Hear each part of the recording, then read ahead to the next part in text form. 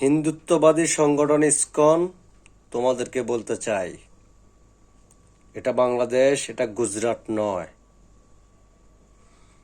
হিন্দুত্ববাদী সংগঠন ইসকন তোমাদেরকে বলতে চাই, এটা বাংলাদেশ, এটা কলকাতা নয়।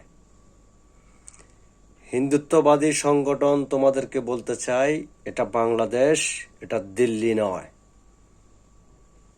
এটা শেখ হাসিনার সরকার নয়, এটা বিএনপি সরকার নয়, এটা ডক্টর মোহাম্মদ ইউনূসের সরকার।